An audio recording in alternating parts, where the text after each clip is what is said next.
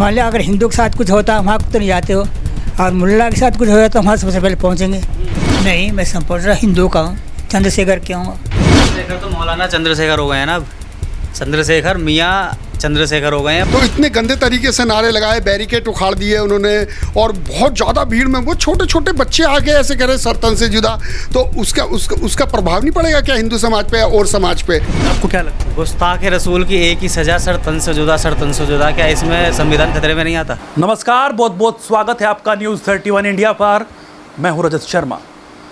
लगातार हम बात जो कर रहे हैं वो बरेली वाले मुद्दे पर कर रहे हैं कि जिस तरह से उसको नैरेटिव बनाया गया और पूरा एजेंडा सेट करके यहाँ पर वो जो पहले होती थी राजनीति, आज से नहीं, बहुत पुरानी चली हुई है, फूट डालो राज करो वाली, उस पर भी अब चर्चा होने लगी है।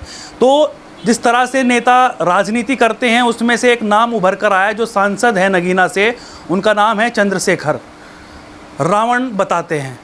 तो अब उस पर लगातार जो बातचीत हो रही है ये हो रही है कि उन्होंने कहा है कि मैं आई लव मोहम्मद बोलूँगा, चाहे मेरे ऊपर FIR हो जाए, मुझे पकड़ ले जाए पुलिस या कुछ भी हो जाए। तो आई लव मोहम्मद के ऊपर जो बातचीत हो रही है, जो आई लव महादेव के ऊपर बातचीत हो रही है, अब इन्होंने भी अपनी राजनीति इसमें करनी शुरू कर दी है। तो यहाँ पर मेरे साथ कुछ लोग मौजूद हैं, इनसे बातचीत करेंगे और जानने की कोशिश करेंगे कि आखिरकार इस पर क्या कुछ कहते हैं, क्या कुछ सोचते हैं। सर, आपका क्या नाम हुआ? मेरा कमल सिंह नाम है। कमल सिंह जी। सिंह साहब, आप बताइए कि क्या कुछ सोचते हैं आप इस पर, और जो ये पूरा मुद्दा चला हुआ है, तौकीर रजा पर आरोप है कि उन्होंने हिंसा भड़काई और योगी आदित्यनाथ को तो धमकी भी आने लगी है, और पूरा ट्रेंड चला हुआ है आई लव मोहम्मद के नाम से, आई लव महादेव के नाम से। तो फिर ये क्या कुछ चला हुआ है? ये तो हिंदू मुसलमान होने वाली बातचीत है ना। नहीं तो ये तो बताओ, हम आई लव मोहम्मद क्यों बोले? हमारे को धर्म का है। मैं थोड़े बोल रहा हूँ आप आई लव मोहम्मद बोले। मैं कह रहा हूँ ना, ये तो मैं कह रहा हूँ, हम क्यों बोले आई लव मोहम्मद? लेकिन हम जो मानते हैं वो तो बोलेंगे ना, उनको क्यों रोका जाए? वो कुछ ही बोलते रहे, वो उनकी मानसिकता थोड़ी सी डिफरेंट है, चार्ज हो जाती है अगर वो डिफरेंट है। और उनका मतलब ये है कि भीड़ इकट्ठी करने से आई लव मोहम्मद बोला जाता है, घर भी तो बोल सकते हैं, अपने फेसबुक पे चलाओ। ये भीड़ इकट्ठी करने से ये उनका मकसद ये है कि हम इकट्ठे हों, हम दिखावें कि हम प्रदर्शन क्या कर रहे हैं और हम क्या दिखाना चाहते हैं, अपनी ताकत दिखाना चाहते हैं और क्या कर रही है हम ये दिखाना चाहते हैं। हम भी लिखते हैं आई लव महादेव। चंद्रशेखर तो कह रहे हैं आई लव मोहम्मद बोलूँगा, FIR हो जाए चाहे। अब उसकी अपनी मानसिकता है, क्या कहना चाहते हैं क्या नहीं। आपको क्या नज़र आ रहा है, मानसिकता या राजनीति? राजनीति तो सबसे पहले है ही उनकी, वो अपनी ये थोड़ी देखते हैं कि हम क्या हैं क्या नहीं। उनकी राजनीति है, वो जा रहे हैं कहीं, मान लिया अगर हिंदू के साथ कुछ होता है वहाँ तो नहीं जाते हो, और मुल्ला के साथ कुछ होता तो वहाँ सबसे पहले पहुँचेंगे। ये एक राजनीति तो है, जबकि उन्हें ऐसा नहीं करना चाहिए, सबको देखना चाहिए। नेता क्या मतलब है? नेता है सबका। लेकिन योगी जी पर आरोप लगते हैं कि वो हिंदुओं के बारे में सोचते हैं, मुस्लिमों को टारगेट करते हैं। ऐसा कुछ नहीं है। देखो उनकी मानसिकता मुसलमानों की कैसी है, आप भी देखते होगे।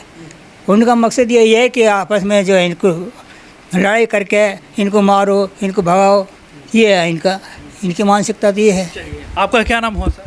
मेरा नाम रविंद्र आर्य है, मैं गाजियाबाद से हूँ। रविंद्र आर्या जी, आप बताइए कि किस तरह से ये पूरा जो माहौल चल रहा है बरेली को लेकर, और आप शायद जो है मीडिया से भी रिलेटेड हैं, तो आप कैसे देखते हैं, क्या कुछ समझते हैं इस पूरे प्रकरण को? मेरा समझना ये है कि ये सुयोजित चाल है। ये चाल का एक ये प्रोपेगेंडा बनाया गया है, जानबूझ के ये स्क्रिप्ट बना करके इस समय लाई गई है जब 2027 के चुनाव आने वाले हैं योगी जी के। और ये इसलिए ही किया जा रहा है कि पूरा बीजेपी को बदनाम करो, पुलिस से लड़ाई करो, एक मोहम्मद जी साहब का वो बनाओ पोस्टर और उसे रोड पे उतारो, और रोड पे उतारने के बाद उससे पुलिस से मुठभेड़ मतलब झड़प करो, और झड़प करने के बाद फिर हमारे को एक इशू मिलेगा, उस इशू का जो नैरेटिव जो है तैयार किया गया है, और वो ये जानबूझ के किया जा रहा है क्योंकि विदेशी ताकतें बहुत हैं। अभी ये CIA से लेकर डीप स्टेट से लेकर सब हमारी विदेशी ताकतें हमारे देश पे और नेपाल पे अटैक कर रही हैं क्योंकि तोड़ने वाली उनकी नीति है। तो ये मुस्लिम को टारगेट करती है, मुस्लिम उनका सॉफ्ट टारगेट है। अब उसके बाद दलित समाज को भी अब वो सॉफ्ट टारगेट बना रहे हैं क्योंकि टारगेट है मुस्लिम मुस्लिम समाज जो टारगेट है, जो आईएसआई एजेंसी है जो पाकिस्तान की है, उसका ये सॉफ्ट टारगेट है। दूसरा अब इन्होंने बनाया है दलित समाज को सॉफ्ट टारगेट। तो ये इनकी स्क्रिप्ट में, इसकी स्टोरी में हिस्सा है, ये उसका हिस्सा है, ये जानबूझ के किया जा रहा है। इसमें तौफीक राजा और ये सब, इनको सब पूरा लिखित में ले दिया जा रहा है। और ये तौफीक राजा, ये जितने भी बड़े तौफीक रजा, हाँ मैं नाम में थोड़ा स्किप हो गया, तो ये इन लोगों को जानबूझ के ये किया जा रहा है। और ये इन्होंने देखो ना बैरिकेड उखाड़ दिए, किस तरीके से इन्होंने गंदे तरीके से नारे लगा। तो अपने नबी का नाम ले रहे हैं, वो अपने नबी को आई लव लिख रहे हैं, उसमें दिक्कत क्या है? हाँ तो हमें भी क्या दिक्कत है, हम भी कहते हैं कि हमारा भी नबी जी ने लाठीचार्ज क्यों करवा दी, ये कह रहे हैं वो तो। अरे लाठीचार्ज क्यों ना करवाए, जो वो पत्थरबाजी कर रहे हैं, जो वो जानबूझ के पुलिस पर घिसिट मार मार के चल रहे हैं, जानबूझ के वो ऐसे नारे लगा रहे हैं, सरतन से जुदा। मेरे को तो इतने नारे इतने ज़्यादा लगाए गए हैं, मुझे तो नारों का नाम भी याद नहीं है। तो इतने गंदे तरीके से नारे लगाए, बैरिकेड उखाड़ दिए उन्होंने, और बहुत ज़्यादा भीड़ में वो छोटे छोटे बच्चे आके ऐसे कह रहे हैं सरतन से जुदा। तो उसका प्रभाव नहीं पड़ेगा क्या हिंदू समाज पे और समाज पे, जिस तरीके से वो प्रयोजित चाल कर रहे हैं? तो इसीलिए वो लाठीचार्ज कराया गया, उसमें कोई चाल नहीं थी। और बीजेपी को गिराने के लिए कि मुस्लिम के विरोधी है ये बीजेपी, ये सब इसलिए कराया गया। 2000 राजनीति दोनों तरफ से हो सकती है, क्या पता बीजेपी ये करवा रही हो। नहीं, ऐसा नहीं हो सकता। देखो बीजेपी ने तो कितनी सारी योजनाएं दी हैं मुस्लिम समाज को, दी नहीं दी? आप भी सोचिए, अल्पसंख्यक को कितना उन्होंने आगे बढ़ाया है। महिलाओं के लिए उन्होंने ये कौन सा वो कानून हुआ था, वो 3 तलाक, हाँ 3 तलाक, वो भी पास कराया। कितने हमने कानून ऐसे पास कराए, कितने अच्छे तरीके से हम रहे। लेकिन ये हमें बरेलवी जो टाइप के लोग हैं, ये जानबूझ के, जिन्होंने पाकिस्तान के आज़ाद होने में सबसे ज़्यादा साथ दिया था, वही लोग हैं ये।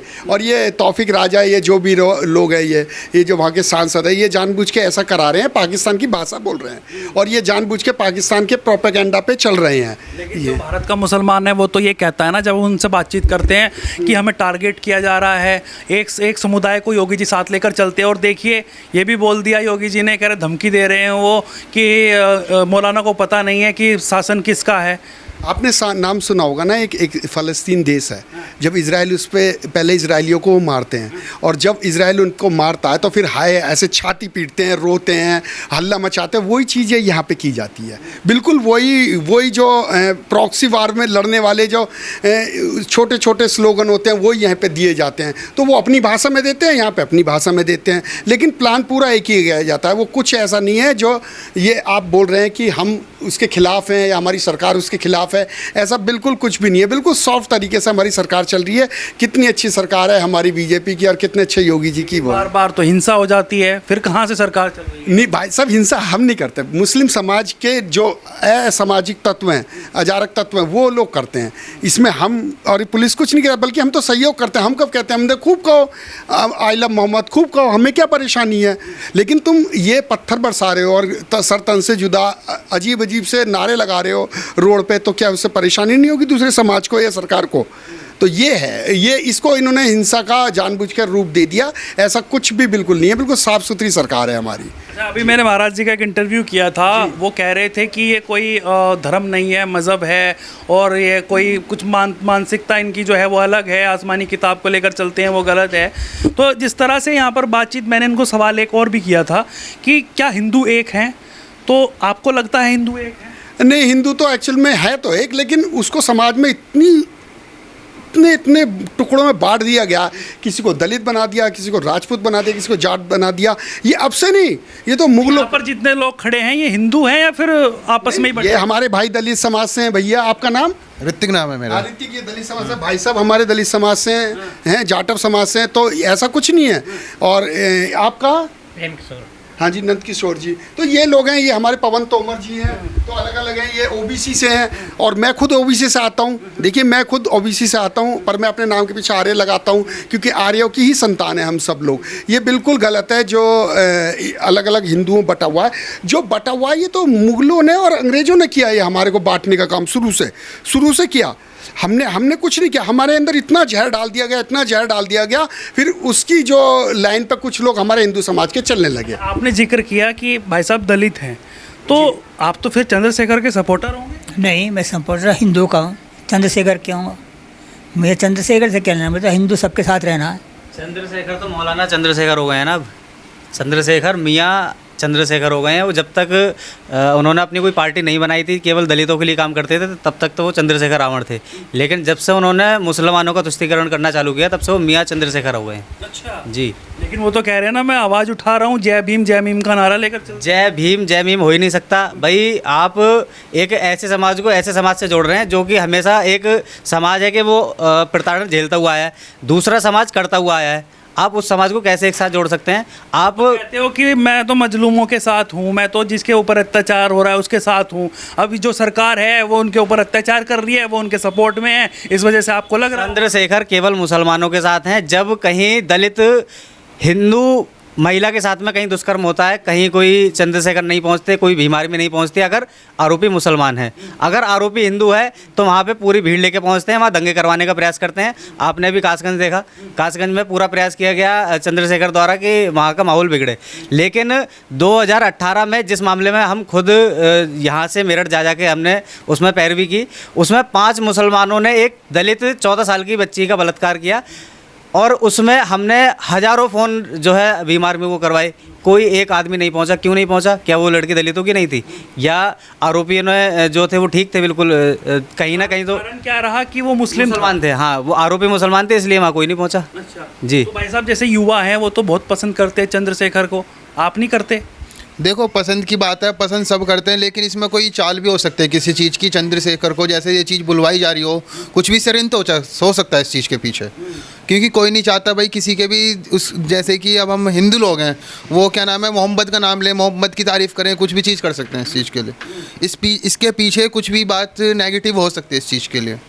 तो मतलब आपको क्या नज़र आ रहा है कि जो युवा हैं वो उनको रोल मॉडल भी मानने लगे हैं, वो उनके मसीहा एक शब्द का नाम आता है, वो कहते हैं हम दलितों के मसीहा हैं। तो आपके मन में भी तो आया होगा कि भाई मैं भी दलित, वो भी दलित, तो मैं उनकी सपोर्ट में जाऊँ? नहीं, देखो, जो इंसान, अब ऐसा तो है नहीं भाई जो हमारी दलित उससे है, ऐसा तो है नहीं कोई गलत कर रहा है तो हम उसके साथ रहें हमेशा। अब ऐसा तो हो नहीं सकता इस चीज़ के लिए भी। देखिए सनातन, देखिए आपने कहा, और क्योंकि लोगों की मानसिकता ऐसी है और आज के टाइम में एक नैरेटिव ऐसे चल रहे हैं। मैं ज़्यादातर जब भीम आर्मी को देखता हूँ या फिर उनको देखता हूँ तो उनके नीला गमछा होता है गले में और यहाँ पर एक भगवा गमछा है, तो कहीं ना कहीं शक मुझे भी हो रहा है, आप वाकई में ही दलित?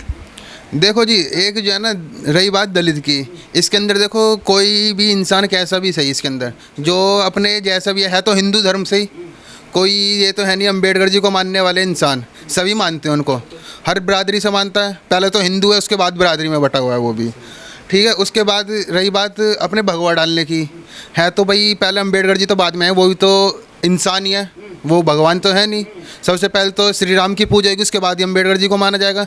वो अम्बेडकर जी क्या चीज़ करके गए हैं हमारे लिए? केवल एक हमारा आगे का एक सीख देकर गए हैं हम इस चीज़ के लिए, एक वो जो है ना अपना आगे के लिए रच के गए हैं कुछ, जिसके थ्रू हमारी पहचान बनती है उस चीज़ के लिए। सभी संविधान खतरे में, तमाम ऐसी बातें आती हैं, आपको भी लगता है, आप एक युवा है, कि संविधान खतरे में आ गया, ये सरकार बदल देगी, संविधान बदल देगी, नैरेटिव चलाया जा रहा है, भीम आर्मी के चीफ और आज़ाद समाज पार्टी के भी चीफ वो इस तरीके की बात करते हैं, और अभी पूरा चारों जितने भी विपक्षी दल हैं वो हाथ में लेकर किताब संविधान उसको बोल रहे हैं और उस पर पूरा नैरेटिव बनाया जा रहा है। आपको क्या लगता है? गुस्ताख रसूल की एक ही सज़ा, सर तन से जुदा। क्या इसमें संविधान खतरे में नहीं आता?